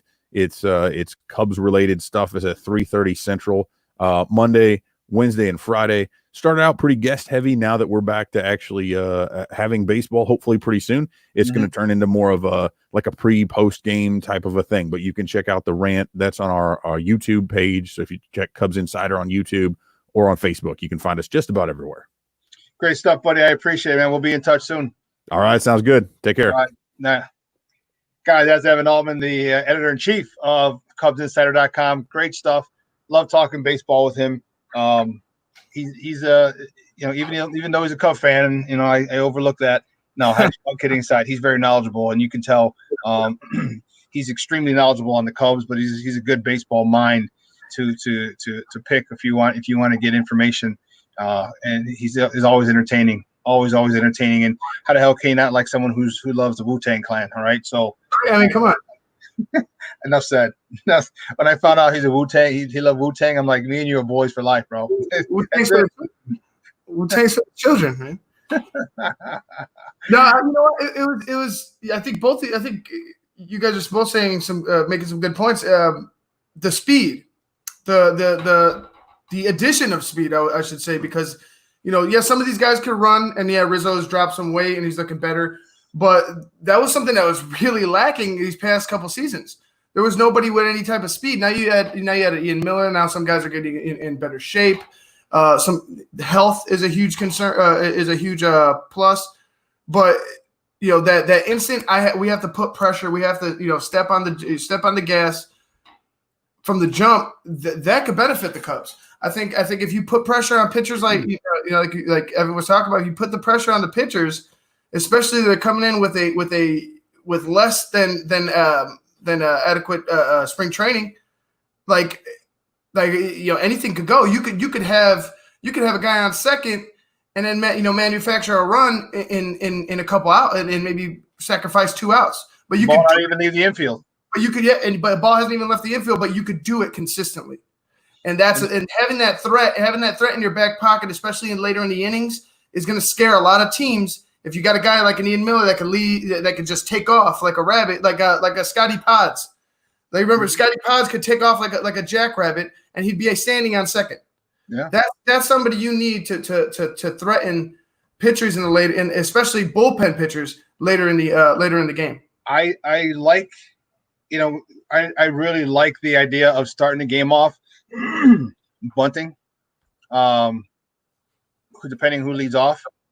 Because Brian, I would have not all the time. I can see him doing it, but not all. Yeah, every once in a while, just to flip the script, because we know Chris can go yard.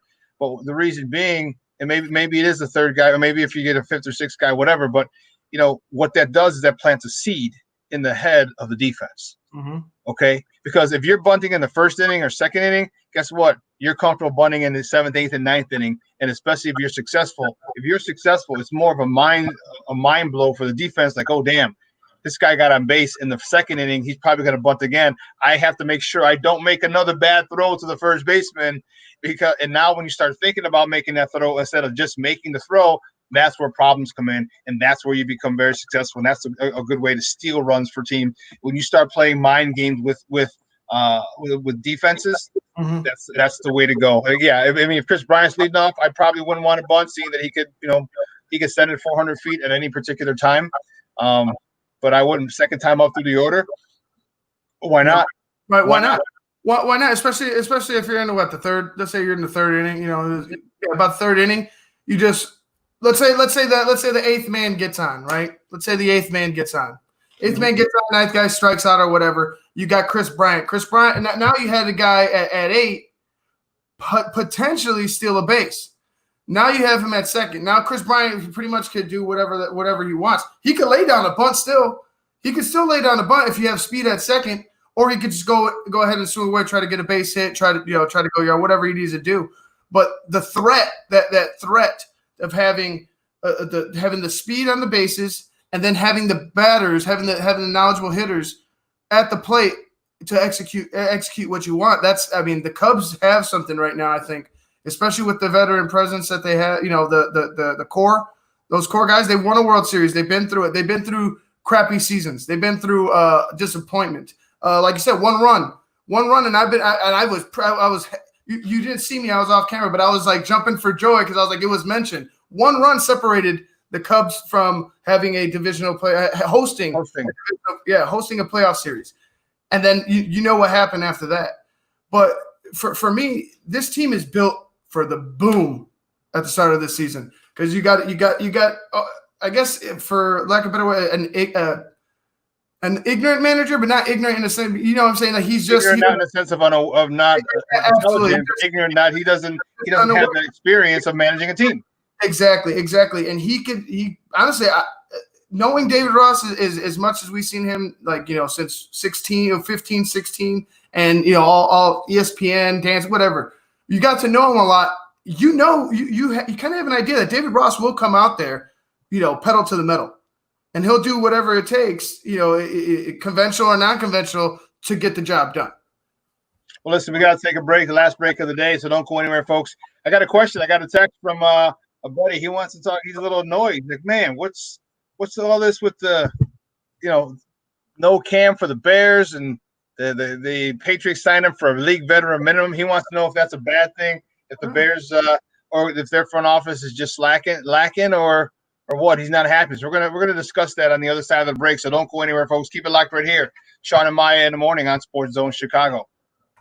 Quicken Loans presents the Sports Flash, driven by Jeep on 1330 and 95.9 The Zone.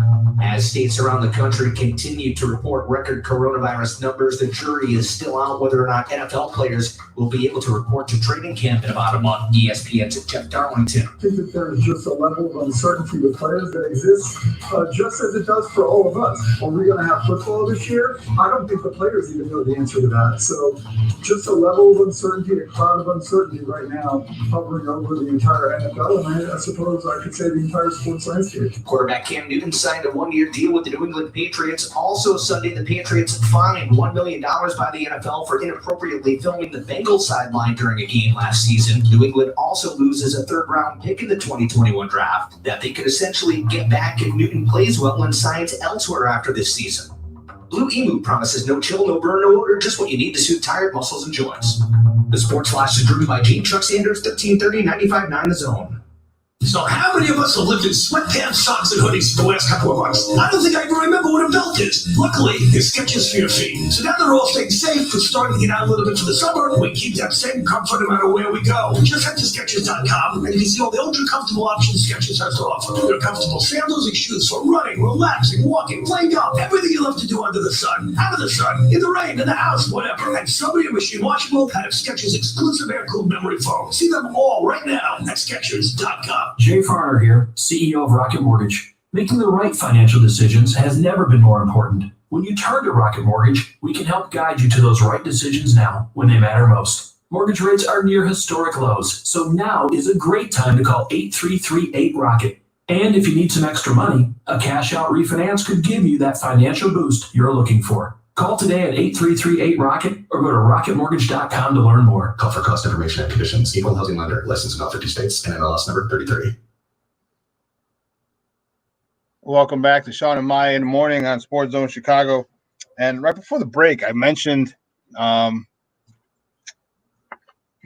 got a text from a buddy talking about the Bears, and he said, you know, he wanted to know, he's fed up with the regime, the McCaskies, and you know, he talked about up to so the New England Patriots signed Cam Newton for a veteran minimum, up to $7.5 million this year.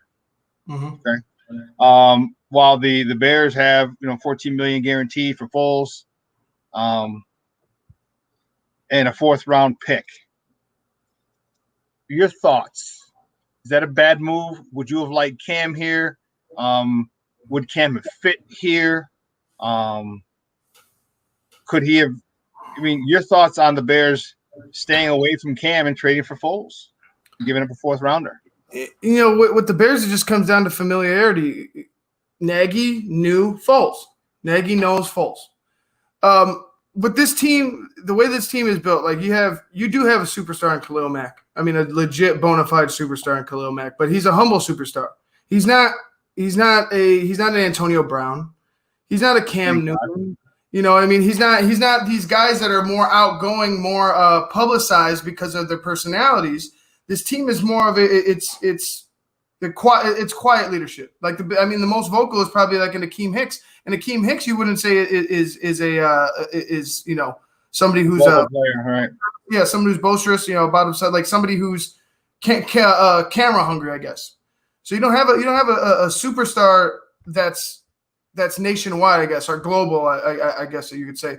So for me to go ahead and add a guy like a Cam Newton, who was for a short time, I would say Cam Newton was the face of the NFL for a couple of years. He was doing his thing. He could have easily if Brady was retired, Cam could have been the face of the league. But now you've seen what's been going on. You see, just everything that's Cam's been going through. Do you really want a guy that's on a rebound when you have a guy who's healthy, who's healthy now, knows your system, knows you, wants to help your backup? Because Cam, and another thing that I think that threw a lot of teams off, Cam came out saying that he wanted to start. Cam came out saying that he just like he deserved it, like he was obligated to have the starting role because of his name. And I think that scared away a lot of teams, because a lot of teams are going to a different quarterback. The quarterback that you've seen it, Phillip Rivers, Brady. Teams are changing out the old regimes and going to a new regime. Now you got an older veteran quarterback like Cam Newton who says he wants to start and who he wants starter money.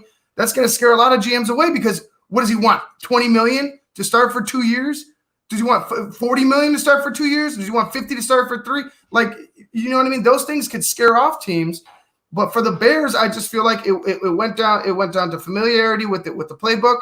It went down to Nick Foles' willingness to go ahead and help Mitch Trubisky out, even as he's competing to win the job, which was said. And it comes down to that tight knit, selfless type of mentality. I think that the Bears have been going for since they've brought in Matt Nagy. Yeah, I'm not sure he's asking. He's saying I need all this money because of my name. I think he's saying I want this money because of my performance. I hadn't been hurt, but when I'm injured, when I'm not injured, and I'm able to play my game, you see what I can do and what level I can take my game. And at that point, and for that one, I'd say about 2 seasons, there really, I would find it hard pressed if he wasn't the best quarterback in the NFL. He was in the top 3. Okay. There was this things. I mean, why do you think he does a Superman thing? Because there's so many things that he could do that defenses couldn't stop. Okay. He was a 270 pound man running, okay, down the field, and DB's 190, 200 pounds. When you want to deal with a 260 pound dude coming at you after you got past the linebackers, and you're the last line of defense for a first down or for a touchdown. No, you didn't want to do that.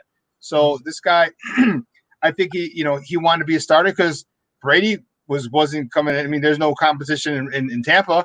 There's gonna be no competition in Indianapolis. With River, there's these other quarterbacks who got released from their longtime franchises, went somewhere else and got a starting job. But now, those guys weren't decimated with injury. Like Cam could do so many different things at 270. He could run. I wouldn't say run like a gazelle, but he could run swiftly. For a big man like that, he could throw a rocket. He could stay in the pocket. He can move out of the pocket. He could do a whole bunch of stuff. But when these past couple seasons, like you said, he was missing wide open receivers. His speed clearly has taken a step back. Just decision making alone was a little troubling because of the line that he had. But granted, having a bad line caused some of these injuries. You know what I'm saying? So. Yep. So if he could stay healthy, if a good line is there for Cam, I would say this, if everything's in place for Cam, you could see Cam have a resurgent season. But if it's not perfect, I think you'll have some struggles. I don't think Cam can take off like he used to. I don't think he's going to be like I don't think he's going to just try to like rebel or go against the grain. But I feel like there's going to be some growing pains with Cam at the start if he is your starter. So, like, I would have loved to have had Cam here. I would have loved to have had Cam here. One of my issues, I don't know how well he would have played in cold weather. He's been down south his whole career. And, people say, well, he's played him in cold weather before. Yeah, but that's one game. When you have to constantly play in it, and this is not your forte, no pun intended, it could be a mind blow. It could be a mind blow. which is why the Bears and the Packers still have open air stadiums. Okay, I would have liked to have seen him here. I think he's a man. He's a man on a mission. I think he's a man with something to prove. He is the kind of guy that would have sold a lot of jerseys here in Chicago. I don't know how he's going to do as far as jersey wise in New England, because we know the cultural makeup of the majority of the fans over there. But I would have liked to have seen Cam here, just because even if it was for 1 year, it's a prove it year, and that's when guys really have a tendency to go all out in their prove it or contract years. They're sometimes they're one and the same, other times they're mutually exclusive. But he was the guy who was pissed. He was the guy who didn't like the way things ended in Carolina. He was the guy. He is a former league MVP. He's the guy who is, despite the fact that his quirks, his eccentricity, and he's out there. He's a competitor, and he is a competitor big time. Man, he wants to get back to where he knows he can play and be. I don't know if he's ever going to be the face of the NFL again, thanks to Patrick Mahomes and Deshaun Watson and things like that. But he could be another. He can go back to being a star in this league, and I think that motivation is one of the things that the Bears could have banked on. Is this guy? I don't know. And look at the contract he got. He got it so cheap. But you got to check this out. So if it was any other team, Shawn, if it was any other team offering that contract, does Cam sign? Does Cam sign an incentive-laden $7 million deal with any other team besides the New England Patriots? If it's a team that's a contender, he's not doing that. He's not doing that with with the Dolphins. Okay, so they have to be a contender. So we're talking about a minimum 8-9 teams that could probably contend out of 32. You know what I'm saying? And then even that, you go to even smaller number of teams that could actually win a world title this year. So that decision wasn't like, oh yeah, Cam just settled. No, he settled because of who the Patriots are, because of the opportunity in New England that's presenting itself. He has a chance to go start, and they have an opportunity with the division that they're in. They only got one team that they're going up against, really. In the AFC East, there's a lot of reasons why Cam would sign that $7 million deal to go to New England, because of the opportunities that present itself. And you're right, it is a prove it year. But did we really want a one and done guy? Did the Bears want to go out and get a one and done guy and a prove it contract when you have a guy that was pretty much on a prove it contract last year in Mitch Trubisky? Granted, it was an option, but he was in a prove it year last year. I don't want to say, like, I'm not trying to say that Cam Newton can't be a starter again, but I'm saying for the Chicago Bears, having Cam Newton or even entertaining entertaining Cam Newton and going there and pursuing him, I think it would have been a distraction to the team, because it would have been all about Cam.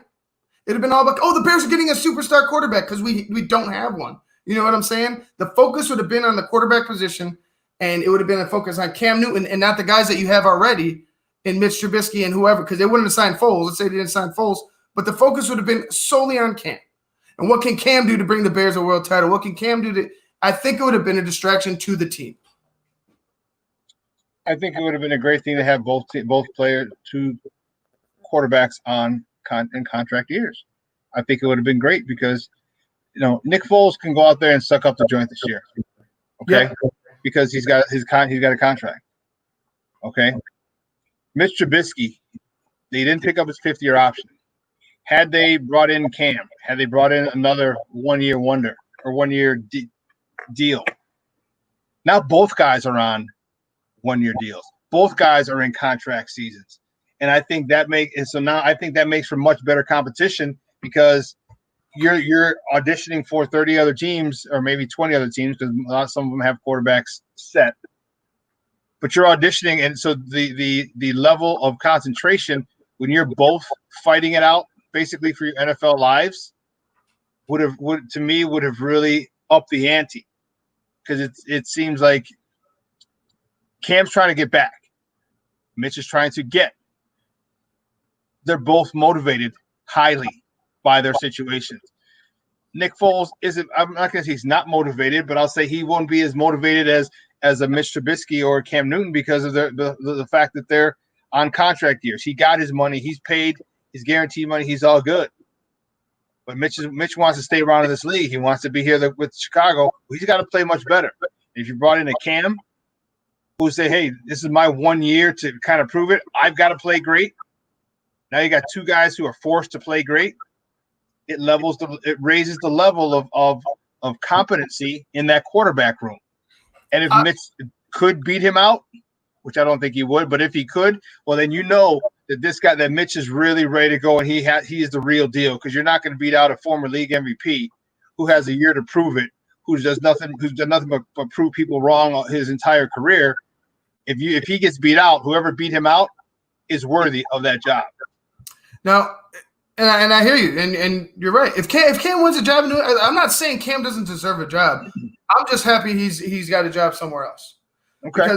Because so you have a Mitch Trubisky, you have a Nick Foles, you have a Cam. So let's say we go ahead and we put Cam in, like you were talking about.